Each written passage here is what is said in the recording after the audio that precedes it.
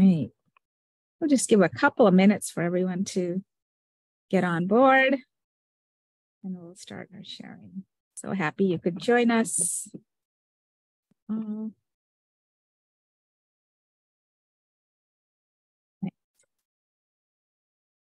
everyone's doing well.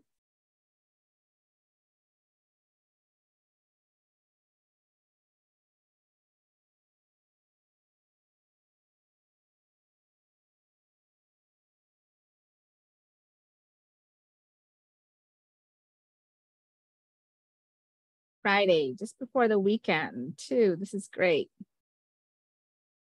We'll get started any time. Just give people another minute or so and we'll get started.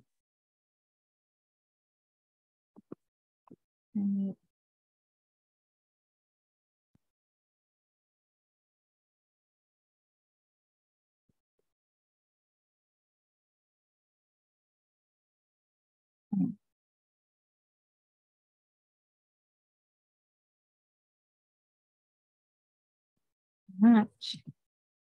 Looks like people are still joining us. We'll just give it a few more seconds and we'll get going. Right.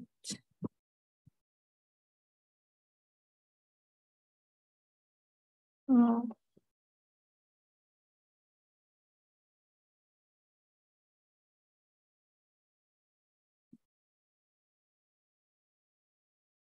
Good morning, everybody.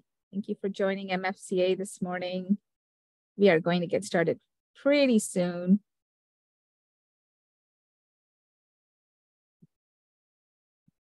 Right.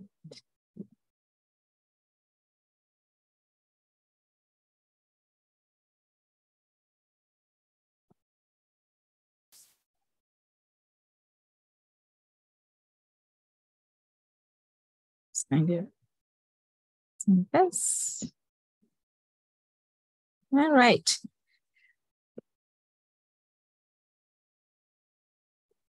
A minute or so and we'll get going.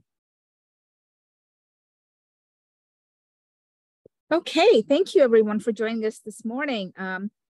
Muslim Foster Care Association really wanted to honor all of you, especially this month when we celebrated World Refugee Day on June 20th. We thought it was important to talk about the work and the beauty that comes from our foster families and all foster families that are, taking care of our children. And so it's so important, I thought, to honor this month with listening from all of you and your stories and our shared stories of working with each other. So I appreciate all of you being here, and I appreciate everybody that it has said they will share with us this morning. And we hope we can hear from each other, learn from each other, and benefit from each other. So thank you all for coming and being here and coming to this session. One of the things I learned is when I was trying to do this session is that, more than half of the refugees worldwide are children. And that just really, it shocked me. It shocked me to know that how many of our children, and I feel that all these children are our children, are just in the midst of such a crisis situation. And what you are all doing and what you have all been doing is just such incredible, honorable work. So we thought we could hear from you today and we can talk about that and share that. And we can maybe even, give each other tips about how to move forward and embrace what we're all doing here together. We have some foster parents that are sharing with us today. And I thought what I would do first, though, MFCA was on the news recently. Some of you might have caught that. We had shared the link of the Fox News that was, Maliha, our colleague, presented. And we shared a story, an incredible story of one of the youths that talked about his experience of being a refugee in the United States. So I thought I would start off with that video, and then I would go on to some of the parents who wanted to share here. So here we go. We will start with that and go if I can go there and aha. Let me know if you can see it or not. Share. We're going to go there and play. Welcome back. In Michigan, there are about 10,000 children in foster care and many more who need a safe and loving home. Most of these children have experienced trauma, abuse, and more.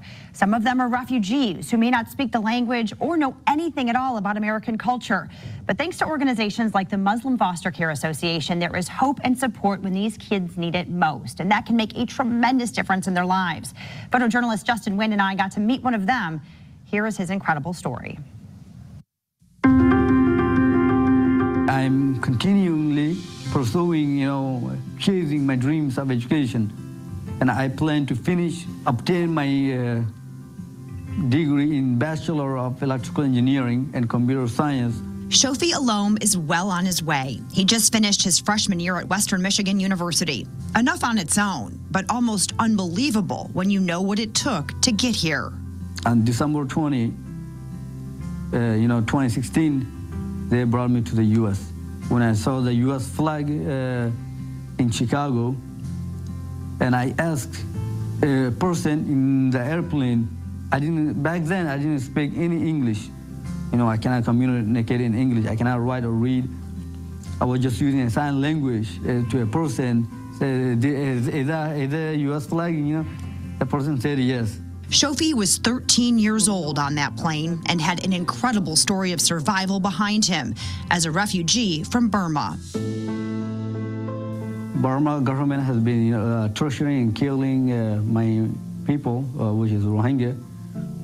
And in 1982, they deprived our citizenship, and from ever since, Rohingya people do not have access to education, employment, freedom of movement, or even the basic human rights. The situation became dreadful from 1982 to 2012. And from 2012 to 2015, it was becoming even worse.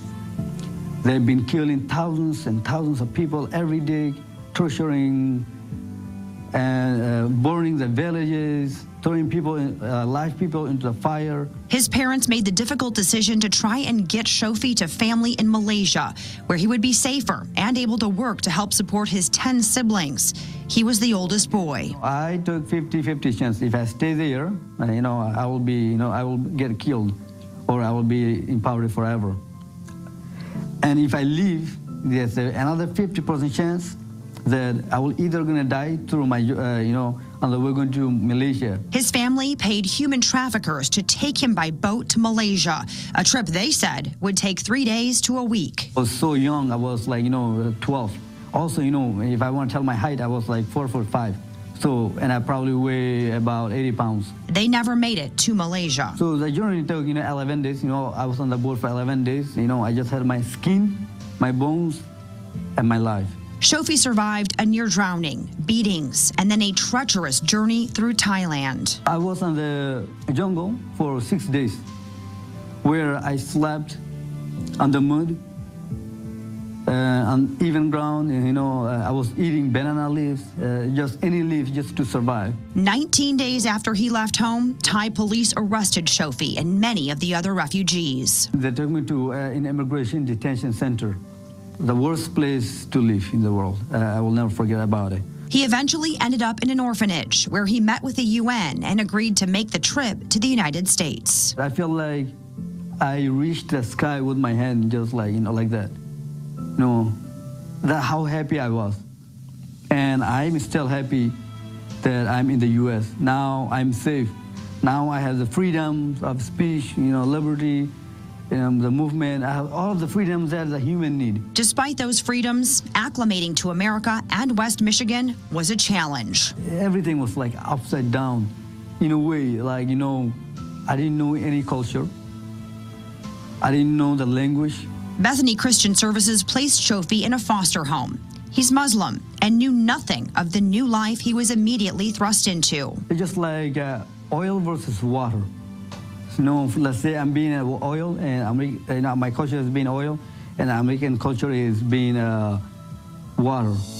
our objective is to help them thrive and help them to adjust to their new life, because they are coming from backgrounds that could be like loss or abuse or neglect or war, if in case they are refugees. So, they are coming with a host of, they're coming from a hard situation, and we want to make them feel that, they're not alone. Between organizations like Bethany and the Muslim Foster Care Association, young foster children like Shofi have helped during this transition. If you practice a faith, your faith can be a source of support, stability, solace, right? And so that's our vision at Muslim Foster Care Association. We want to keep these children connected to what is familiar for them, right? And has always been a source of stability and support for them. Shofi spent time with 3 different foster families and credits them for much of his success in America. My foster family, they're the reason, again, who I am today. They motivate me. Even more than that, he has a community of people standing behind him, rooting for him, and celebrating all he's done. I came to the United States. I knew there's a brighter future, but if I didn't have the support from Bethany, from my mentors, from my foster families, I didn't know who I will be today. I can't explain it.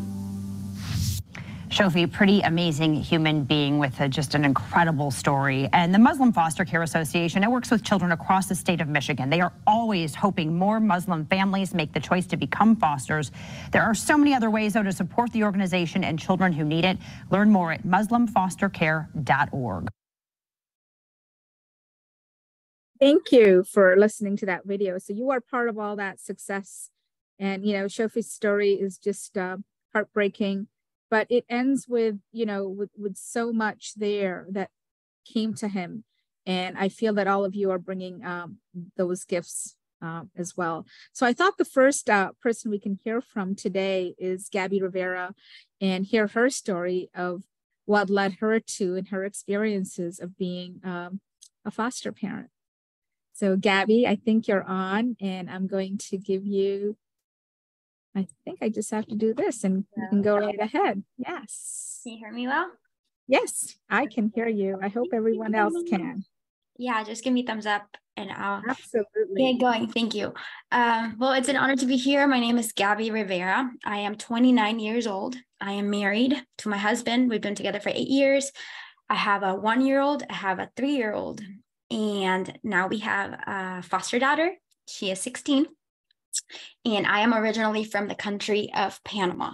So I grew up my whole life in Panama and moved to the United States for college.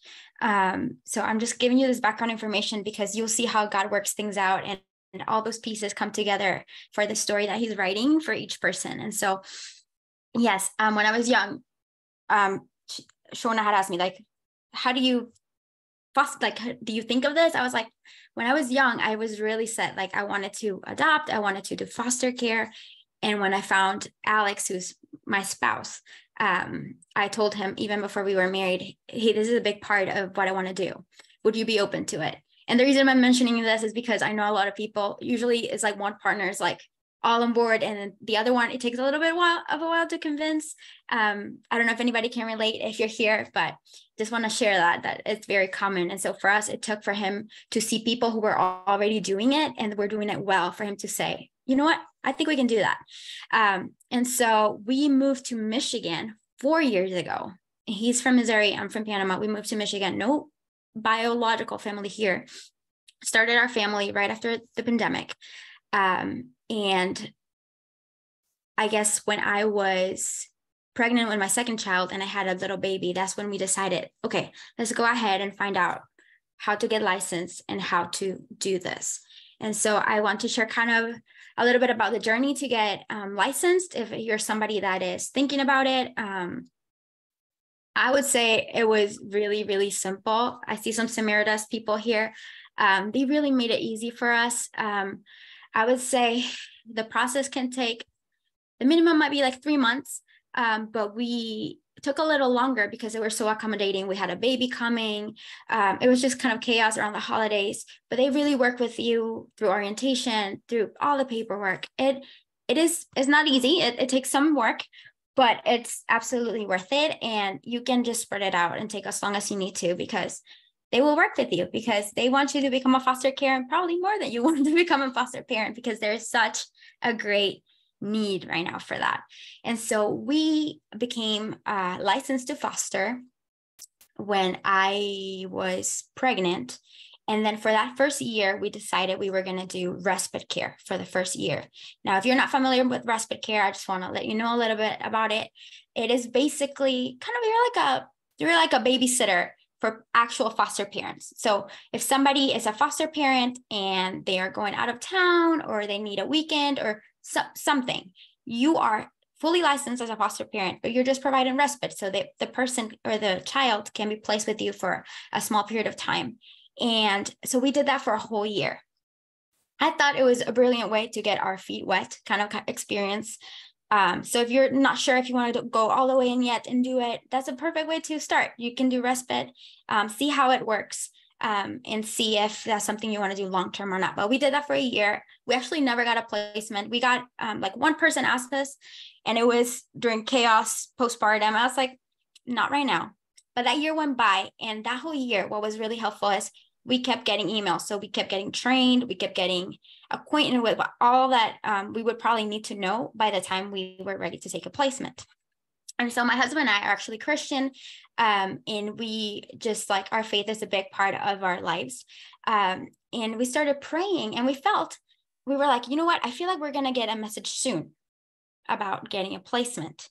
And I feel like it's going to be a girl, which is crazy. And so also, good for you to know, if you're new to this, you can decide your license specifically to what age group, what gender, all that, it's up to you. So don't feel like somebody's going to put anybody in your home. Like, you have that choice. But yeah, a week later, our amazing licensing worker, Amanda, if you're here, we love you. She messaged us that they needed a temporary placement. And this was for a girl who, different than the story that we just heard, she's already been in the US for like a year and a half, was with a previous family, and that wasn't working out for various reasons. They were kind of transitioning themselves. And so she needed a new placement. Now, in this previous placement, she was with her biological sister. So she was with biological family placed together. But because now they were moving into a new home, her older sister now felt in a different category called independent living, because she was over 18. So they were going to be separated. So that's kind of like our introduction to foster care, was with something that is not necessarily particular for refugees at this point, because she did that whole language learning, the whole like cultural shock happened with that first family. And then with us, what actually happened was more of that. This happens in domestic foster care, that separation of biological children, that regaining of trust because that previous placement didn't work out. And so we had her for 3 months. It's very recent. And the crazy thing, she's Muslim. The crazy thing is that it all happened 2 weeks before Ramadan. So my husband and I are just looking at each other like, this is completely new to us. Praise God for MFCA, because Shona, Rania, the team came up and they partnered with us, and they were like, we are going to teach you everything you need to know to be able to be the home for a Muslim girl. And they did. They provided halal meat. I asked all the questions. They showed us where the nearest mosque was, all the things that we needed to know to be able to join her in the fasting, breaking meals together, things that were priority for her, we were able to do because of MFCA. And so we're eternally grateful to you guys, because you did such an amazing job helping us transition, made it as smooth as it could possibly be. And if you're out there and you are Muslim, imagine how much more easier that could be if you're actually licensed to foster, because that transition would have been even easier for her, because this is her religion and this is your common religion with her. So I want to encourage you in that, that it is amazing and it is possible, but we're super, super thankful for that. And so kind of sharing the ups and downs of our transition, I would say the hardest part, which is kind of like regaining the trust for her and just being placed in a new home. And for me, it was learning what mattered to her, and meals were a big thing. In the previous home that she was in, she would have to cook herself all the time because it was American culture. And so they cook differently. And she legitimately, you could ask her today, she's like, I'm not picky. I'm like, sister, you like your food the way you like it, and I will honor that. But she doesn't like other kinds of foods. And so as a mama stepping in and saying, you know what, I'm going to learn how to do this. It took a little bit of, trial and error, but that was kind of like the big thing. The first time I made a meal that she was like, this is good, I was like, thank you, Lord. I was like, I know how to cook Afghani food. I felt so accomplished. But yeah, some of the best memories we've made in the past 3 months have been sitting, playing board games, hearing her stories, her teaching me her language, me teaching her Spanish, because that's my first language, bonding over the shocking experiences of her just like, can you believe in America to do this? I'm like, I know, I was 10 years ago, that's exactly what I thought. And so being able to bond over that has been amazing. And then we've been touring colleges together, helping her take those next steps for what's to come, has been incredibly exciting. I'm not going to tell you it's been easy, especially having 2 littles, because I wake up early in the morning, I'm with littles all day. And then when they go to sleep, that's my time with my teenager, because teenagers are up late. And then at midnight, she goes to sleep, and then the littles wake up again. So I'm just going to say, physically, I am exhausted, but my soul and my spirit are beaming, because I know I am doing exactly what I'm supposed to do. And there's nothing more rewarding and fulfilling than saying yes when you see a need. And so I just want to encourage you. What's your yes today? Maybe yes, just calling that agency. Maybe your yes is taking the next step and taking a training. Maybe your yes could be saying yes to respite care. In fact, like after I'm done here, I'm actually leaving town for a whole week, and we needed respite care for our daughter because she's working every single day. And I don't think there was any respite in the agency. I actually had to work out some context and everything, but can you imagine? It could be that for a whole week, she could have stayed with you and cook amazing food for you. I'm just joking, but yes, she's amazing. So I just wanted to share that with you. Just take that next step. It's worth it. And we're so thankful. So yeah, that's all I have. Thank you, Gabby. That was really wonderful to hear, about your personal journey into becoming a foster parent. And it's incredible how people find their way to this. And I loved it. It's actually kind of miraculous, isn't it? And part of yours has been that, that belief where faith came into it, and you felt that this was just such something you wanted to do anyway, but then you were guided to this. So I really appreciate you sharing that part as well. Thank you. Each one of us I think has come to us in a different way. And I love hearing how it's worked out for everybody. So I think if you can hang on a little bit, I know you had to leave early, just so we can share some other stuff at the end. I'll try not to let it go over today, but thank you, Gabby. And I think I'd love to hear next from, Nicole.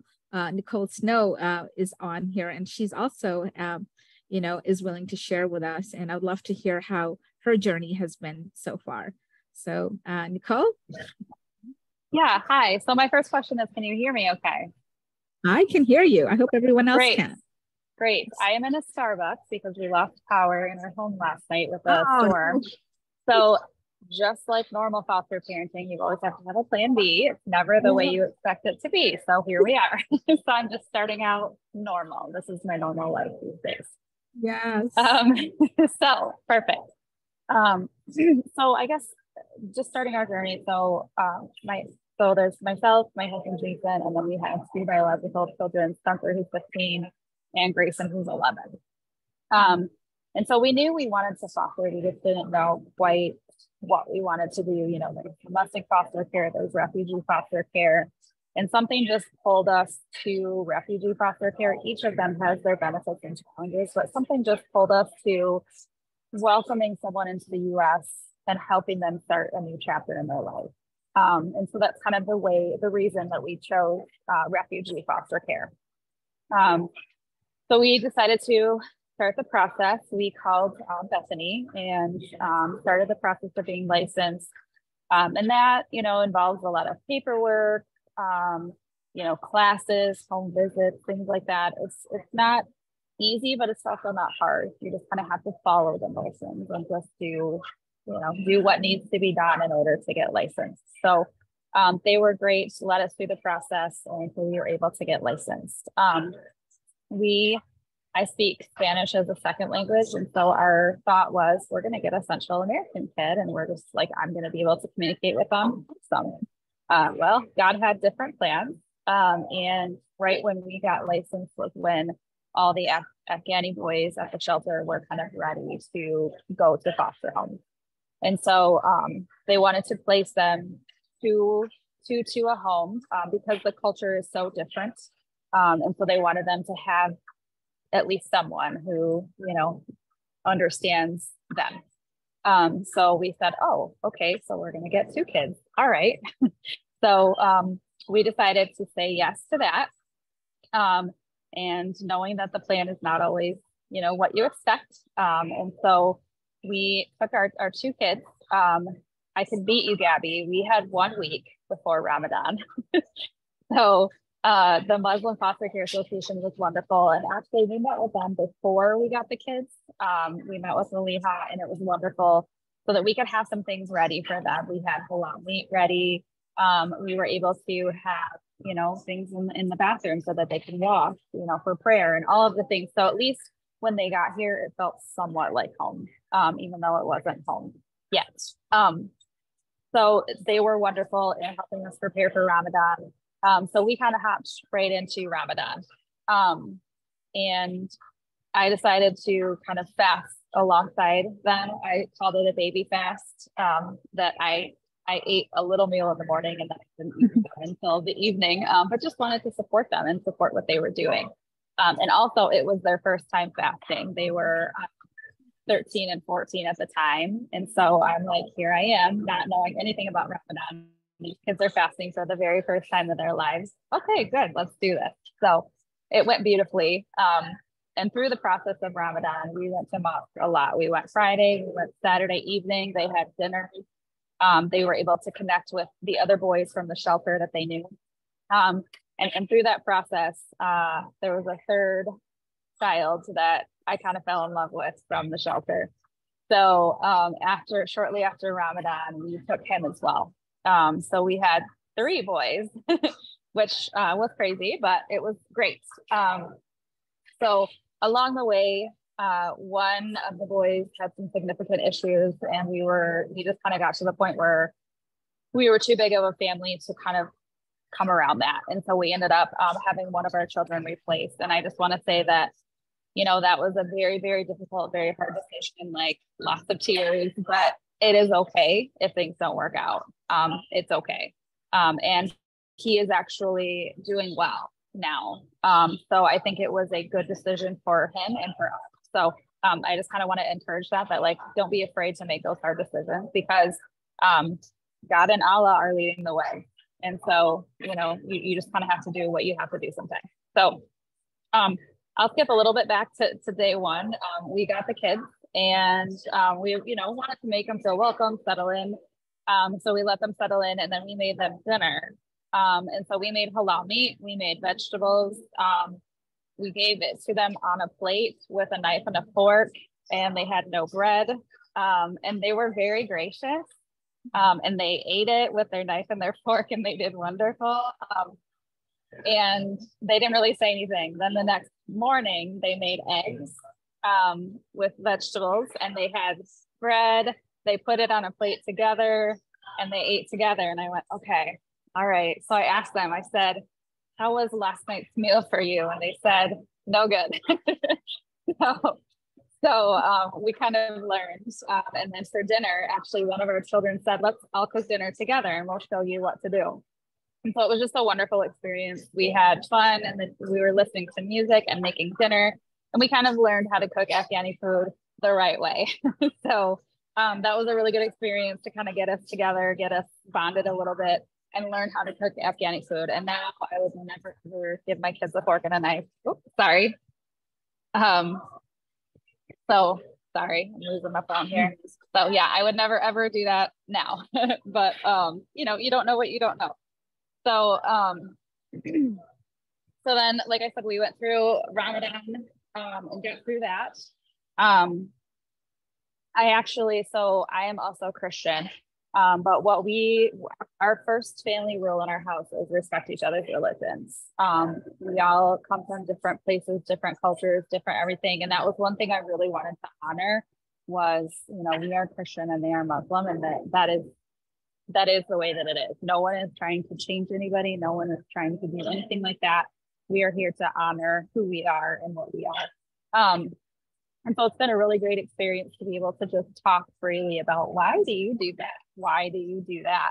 So they've learned about Christianity. We've learned about what it's like to be Muslim. And it's really, really great. During Ramadan, I actually started going in and doing some of the prayers. And so I've kind of learned how to do that with them. Not with them because I'm female and they're male, but I learned how to do the Muslim prayers, and I just think it's really, really cool to be able to share with them in that. And I don't think it makes me any less Christian to go and do that. So I just want to encourage too, it is okay to step outside of your comfort zone if you want. Not everybody is going to want to do that, but it is okay to step outside of your comfort zone and experience different things. I think, having two cultures in the house, it's just the respect of each other's cultures. We had some challenges, with, the Muslim and Afghani culture and the way men versus women are treated. It was just a little bit of a culture shock. And I think that we've all learned, that we can respect some of the different ways that those interactions happen. Our biological kids have also learned from them. So for sure. Having teenagers. So my oldest, he just turned 15.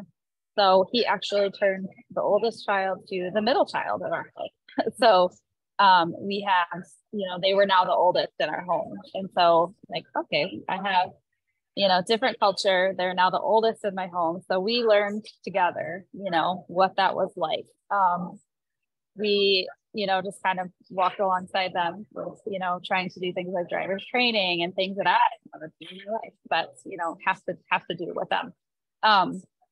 The relationship that they have with both of our kids is different and unique. My youngest son, they just goof around, they play, they kind of protect him. Like when he gets a little bit of an attitude, they okay, they give him a little hug and, and then my older son, they're all in the same grade in school. And so they really look up to him as how do we do this? And they ask him for help. And it's just kind of a really wonderful relationship where they can kind of walk alongside each other and help each other. It is hard for them to live in two worlds. They are Afghani, they are now American, and they are also Muslim. So that's a lot of things to be. And so, it's hard for them to want to not give up their Afghani culture, but also embrace American culture. So that's something that we've been able to walk alongside them with and just remind them that, just because you're, trying to make friends in school and they're American, it's okay, and, kind of liking the things that they like or not liking the things that they like is okay. So it's just been an interesting journey to see them, kind of embrace American culture and United States culture, but also not give up their roots, because I never want them to give up their roots. That's who they are and their core. So, there's challenges, definitely. They have, sadness, with being not with their family. Their families were left behind. So they're waiting for their families to come. We actually just had our first reunion last week, which was wonderful. But it's just, that sadness and just, being able to sit with them in their bad days. It's heartbreaking, but the government process, it's hard, it's tough. Sometimes it seems never ending, and sometimes it seems unfair. Why is this kid's family here and my family's not here? Or why did this kid get his work permit and I don't have mine? It's just, there's always, sometimes it doesn't seem fair. Sometimes it seems like, everybody else is getting stuff and they're not. And so just sitting through that with them and just saying, hey, the government is doing the best that they can. There are a lot of you, and just trying to explain to them that your time will come. God will make it happen. So being able to do that. There's big emotions at times, they are pretty resilient kids. They're pretty, but sometimes the big emotions just come out, and you just have to, sometimes they come out as anger. Sometimes they come out as sadness.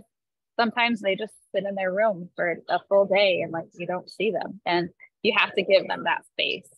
You go in and check on them, obviously, but give them that space to just feel and just let them know that you're there.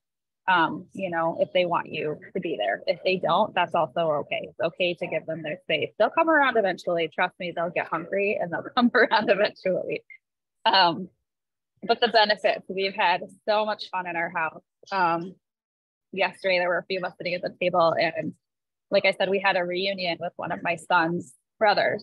And so he doesn't speak any English, and he's in our home as well. So we were talking and we were trying to teach him a little English, and we were just laughing so hard. And I said to my youngest, my 11-year-old, I said, could you imagine not having these kids in our house? Like, we just have so much fun together. I just can't imagine not having just the support and the safety that we can give them, not even safety of like, safety from harm, but just that safety of knowing that like they can be who they are, they can express their emotions, they can do everything that they need to do in our house. They are free in our house to do whatever it is that they need to do. The relationships are lifelong. These kids eventually will leave our home, but they're never going to leave our hearts and our lives. We'll be with these kids forever, truthfully. Whenever they go back with their families, we'll still be a part of their lives. And it's the same with our kids. So that's just a really, really, really special thing to have. And I wouldn't trade it for anything. We've cried a lot of happy tears. We've cried a lot of sad tears in our house. Like I said, we sit with them in their bad days. We sit with them in their good days. We have fun with them. We enjoy, when someone gets a passport, or when someone is, gets to, get a flight, we celebrate with them. A couple of things, one of my sons, he was meeting with his lawyer, and they asked him, just as an icebreaker question, what is your most treasured possession? And he said, my American mom and dad. And I was just like, oh, the tears. My other son, we were in Chicago. I took them to Chicago for Eid, and there's a spot in the Willis Tower where it's kind of like a board where you can write things on it, and it's you can write it and then erase it. And my one son wrote mom, and I thought for his mom back home. So I was like, oh, are you going to take a picture and send that home to your mom? And he was like, no, it's for you. So again, just like the bonds that we have is never ending. So, and the last thing I'll say is we will do this over again. When these children are gone and when they're with their families, we will do this again. And yeah, I do absolutely encourage anyone who's thinking about it. It's crazy. It's fun. It's sad. It's happy. It's everything. So, but I would just encourage anyone who's even considering it, go for it, because you will be forever changed. So that's what I have. Thank you, Nicole. That was just wonderful. Both you and Gabby just shared these interesting viewpoints that that you don't even think about, and I want to touch upon that later on after we hear from a couple more. But I appreciate you sharing all those all those moments as well. So thank you. And I want to move on to, we had another foster parent that wanted to share today. She couldn't make it this morning, so she asked me to read something that she'd written on her behalf. So I will share this from one of her foster parents. Her name is Heather Rockensis, and she asked me to read this to you all today. So I will read it, and hopefully I can do it some justice, and it's coming from her heart. So she said, well, how has it been having refugee foster young ladies in my home? She said, when I signed up to become a foster parent, I knew I wanted to work with the refugee population. I was particularly focusing on short-term placements with youth from Central America. So when the opportunity to host 2 young adults from Afghanistan came out of left field, I shifted gears into a world formerly unknown to me. There are numerous things I love about having these women in my home. The top 3 that come to mind. Number 1, tidiness.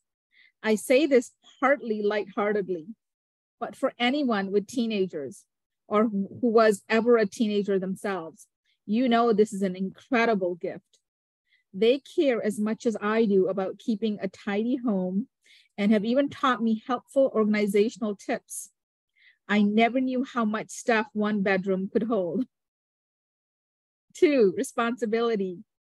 I have never once had to prompt these young women to complete a schoolwork assignment, set an alarm in the morning, or fill out college forms. These girls are hardworking go-getters. They do their best to learn something new every day and view education as a privilege, not an obligation. 3, assuredness. These women stick to their words and are true to their convictions. They know where they're going and what they want out of life. This has brought so many wonderful conversations. We've had deep conversations about religion, the importance of education, and the beautiful land of Afghanistan. They've taught me so much about the beauty of Islam and out of their cultural upbringings that I couldn't have learned at such an intimate level elsewhere. It's a joy to see simultaneously their maturities as well as their innocence. I would be remiss if I didn't mention the food. These young women are likely way ahead of their American-born peers in a lot of ways, but especially in knowing their way around the kitchen. So many fresh ingredients prepared nightly is truly astounding to me, as someone whose cooking skills typically include picking up takeout. Early on in our cohabitating, I got sick with bronchitis. I tried to quarantine in my bedroom and was delightfully surprised with homemade soup delivered in bed. It was such a thoughtful and touching gesture. When I was anticipating their move-in with me, I was focused on what I could teach them. Once they moved in, that quickly changed to include what they can and do teach me. It's humbling to be able to take a back seat in some areas and know that these ladies got this. Since they're in independent living, my goals have focused on trying to help them successfully fly the nest when they move to college in the fall. College is going to be yet another new environment for them. Technology is an area they have had to play catch up in. They did not have the same exposure to screens as American-born youth typically have. As an older millennial myself, I try to keep current with the latest advancements, but I know I'm far from being cutting edge. I'm grateful that they'll be able to learn even more from their peers in the fall. For me, the single most rewarding moments for each of them have been when one of them got her driver's license. She was the first woman in her family to do so and would not have been allowed to in Afghanistan. And when the other one won the only scholarship their high school awards to one senior who exemplifies the school's principles. This journey has not been anything I expected, but definitely better than I could have imagined. So thank you, Heather. I know you're not here, and hopefully you'll be able to tune into the recording to hear this. So I really appreciate Heather sharing the 2 young Afghani ladies that are with her and how she's been feeling about all this. I feel that everything that we shared here, we had one other parent. She could not share as well. She had to back out this morning and couldn't do it. But I feel that we have all 3 of these sharings and others that are here that probably know similar stories. It's a journey, and it probably has ups and downs, but it feels like majority of it has just been very positive. So I mean, I loved what Nicole and Gabby said, that they would, do this again in a heartbeat. And there are successful, there may be downfalls, but that's okay. I like that. I like you said that that's okay. It's okay to give them the time. It's okay to back away and retreat. And because, tomorrow is another day. So I really appreciate you sharing that as well. I was wondering if I can ask a question of Nicole or Gabby. What stands out for you? What stands out for you in your day-to-day, with the youth that you have? Is there something that you can say that makes it, profound for you, or in a way that that is touching, not just for you and for me to hear about it, but for your own family, like your spouses or your children that are going through this? Has it been challenging in that aspect? Has it been fruitful? Would anyone like to share that?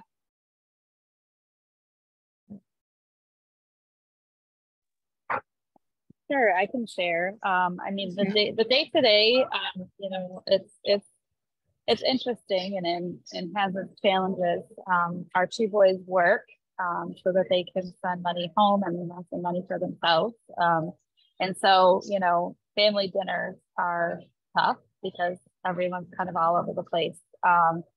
And, just, I guess just the day-to-day interactions around the house, is what I love the most. Just kind of when we're all doing our thing, we're getting ready for school, or we're getting ready to go to work, or, we're making dinner. Usually we kind of make 2 dinners or one big dinner that's halal that just everyone eats. And so it's just that dinner time. And I just love the interactions where, the kids might have been in their rooms for a good portion of the day, and then they come out and everyone starts interacting together. And we have 4 boys, so there's wrestling and laughing, and it's just a really fun environment. So I just, the day-to-day is there's always something. I will say it's hard to keep a routine because, we have lawyer visits, therapy visits, case managers coming over, behavioral therapists coming over. So it makes it difficult to keep to a rigid schedule because there's just so many different things. And that's just for 2 of our kids. We have 2 other kids who have sports and friends and school, so I would say our routine there really is not much of a routine at this juncture and this stage in our life, but we are able to come together, and when we do, we just have a ton of fun together. Well, that's great. Thank you. I know both of you touched on the aspect of, going into the unknown of the Muslim faith of the youth that you both have. And I find it incredible how you and many others have just delved right into that unknown and kind of help the youth,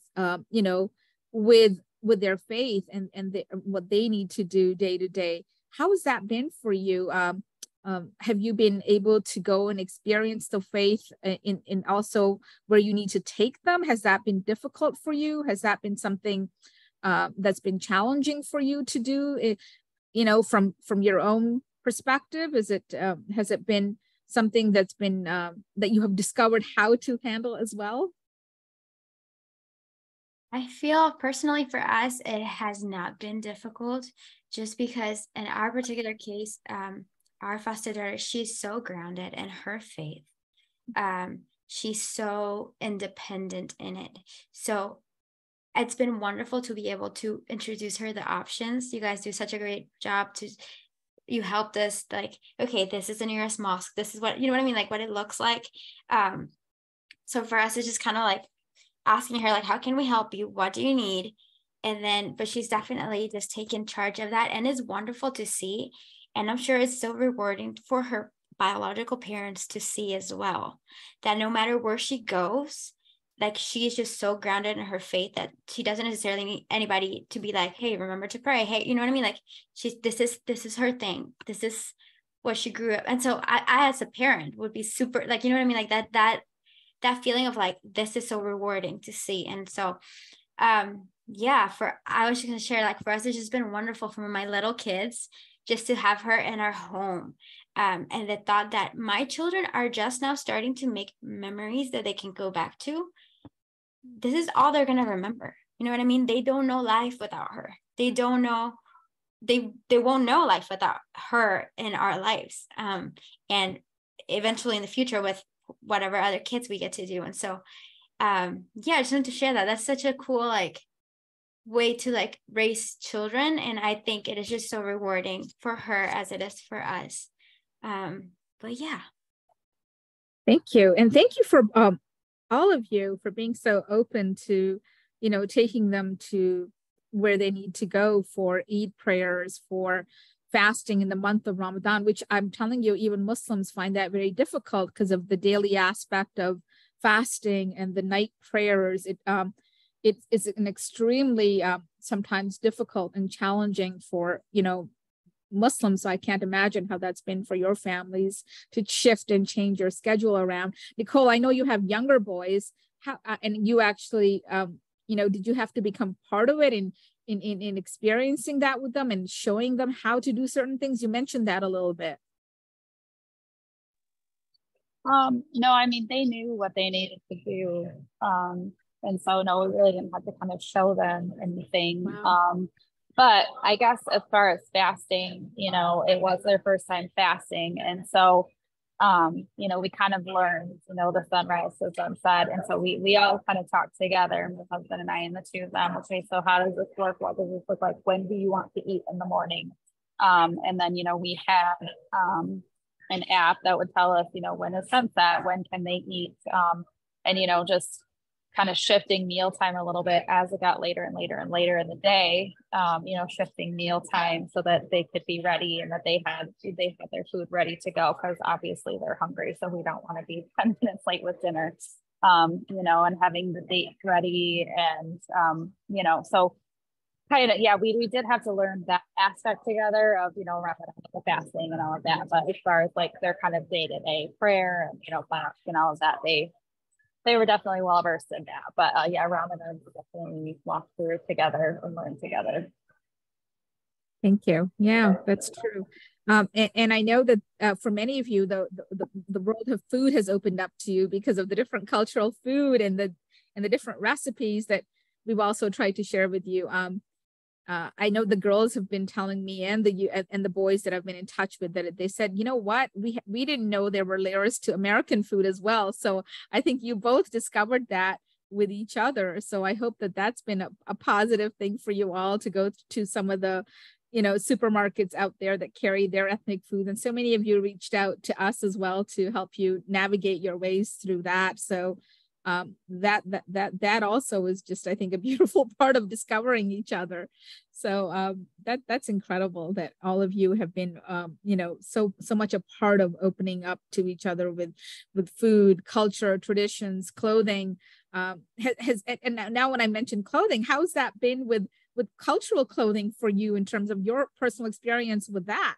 Anything that you can share in that aspect, or anything you needed to provide for them or that they were looking for that you couldn't find or helped with? Yeah, I can share. They definitely have a unique style. If they don't like it, they will not wear it. I can tell you that. I mean, my 11-year-old, he'll wear anything. He'll wear it backwards, inside out. It doesn't matter. But these boys definitely, they take a lot of pride in the way that they look. And they are definitely a little bit pickier on the clothing side, which is okay. They have a unique style and we embrace and love that style. Some of them prefer to, wear Afghani clothing, more traditional Afghani clothing, especially on Fridays. Some of them said, hey, that's what we wear in Afghanistan. I'm not in Afghanistan. So just honoring each child and kind of what they want to do has been a great experience. One of my sons sent money to his brother and he got a lot of clothing sent to him from Afghanistan. So, and like I said, the other one said, I don't want that stuff anymore. American clothes. So it's just, like I said, honoring what each child wants and like what they feel and letting them have their style. And, that's really, all we can do for them. Incredible. That's great. Thank you. And I know you mentioned it, and Gabby, I think you too. Was there, during the application process and waiting, was anything daunting to you? Was there anything very, very difficult in the process that you can say was a hurdle for you, or was it smooth going pretty much just so others can hear, how is it easy? Is there a time when you're waiting, anything like that? Yeah, so I would say the process is smooth to get licensed, but then there comes the waiting, right? Especially if you're very picky about what you're looking for. It will take some time. I think the daunting part when it comes to refugee foster care is that you don't necessarily, and it's the same with domestic in the United States, but it's even a little extra. You don't necessarily know what they have been through, but also the first couple of years or months, they are not even able to tell you because of the different language. So the daunting part is you have trauma, you have a story, and you are not even able to process it in your own with me yet because there's that language barrier. And so for me, kind of like the biggest struggle was because usually the caseworker can come and tell you, okay, they went through this and that, you know, they can like break it down, and you don't get like a big heads up, but you get a little bit of a guide, like, okay, this is what I need to know. But when there's such a language barrier, it might take a couple of weeks or months to figure out the whole story. So you kind of go in blind, and you go in with faith and knowing that God placed that child in your home because you have something that they will benefit from. And, you know, you just got to do it in faith. But that's probably the daunting part for me specifically. That's great. Yeah, I mean, I think there are hurdles, and I think that I think the agencies are just incredible, the staff that are assigned to you to help you overcome that. I think many of us try to do our best to, you know, help you out with some of the difficult stuff, and I hope that we're always going to be there for you. So thank you for that. I will share one thing, you know, in my particular, you know, role, I sometimes also talk to eventually the parents, you know, of these children that are with you. And sometimes when they, you know, reunify or even before then, and some of the things they tell me is, you know, we trust and love our, you know, the parents that are taking care of our children. They are so, you know, I think grateful is a light word. I think they realize, you know, when they made the decision, some of them, to send their children out to, you know, get them into safety and security, and even just our basics that we're looking for day to day, they have realized that you are their mom and dad in all ways, not just in many ways or small ways, but in all the ways that they would want you to. And they appreciate and honor and love all of you for that. And you know, many of them thanked me to say, let them know these messages that, you know, we're here, but you know, the ones, we're no longer their mom and dad. You know, we have trusted them to be placed into your hands, and they feel you are doing such amazing work that they would never be able to do. You know, one mom said to me, boy, if I had someone sent to me from America, I don't know if I can do all the things I'm hearing my daughter is telling me. And I think that, you know, and I said to her, you probably can, because it's a learning process. It just comes natural. And I just so love that all of you have shared stories that just come natural to you from, you know, when we hear the plight of the refugees and the plight of the vulnerable children out there. I think each one of us has that emotion of wanting to help. And this is what brings us together. So thank you all, you know, for being part of their journey, being their parents, because they do view you as mom and dad. Many of them ask me, can I just call them mom and dad? I'm like, go for it. You know, they are your mom and dad, you know, and they see you as that. And I think it's always going to be that way, whether you've kept them for respite care, which was brought on, you know, respite, that short-term care of whether it's a week, a month, a few months, or a year. I think that stays with them. And and both of you have shared that it stays with you. So, you know, thank you. Thank you for this session. Thank you for the sharing of the personal stories, and all the beauty that comes to all of us from that. So I appreciate it. I won't keep you long. It is Friday, it's the weekend. I hope you enjoy it. Thank you very much for joining Muslim Foster Care Association with this session on, you know, celebrating our Refugee World Day this month. Thank you. Thank you, everybody. Have a great weekend. So appreciate you all. Before we hang up, can I share something real quick? Absolutely. Go ahead. Go ahead, share. Did someone wanted to share? 10 a.m. and I send the flyer. Nadia? Yes, go ahead, Nadia. Chat as well. Yes. Yes, I send the flyer at the chat. If you guys have any kids, just bring them over tomorrow at 10 a.m. I know I'm local. Will do. Send me an email and I'll share that as well, Nadia. And we're going to have so much fun. Thank you. Oh, that's wonderful. Thank you very much for sharing that. Thank you. Yep. Thank you, everybody. Bye. Enjoy your weekend. Thank you.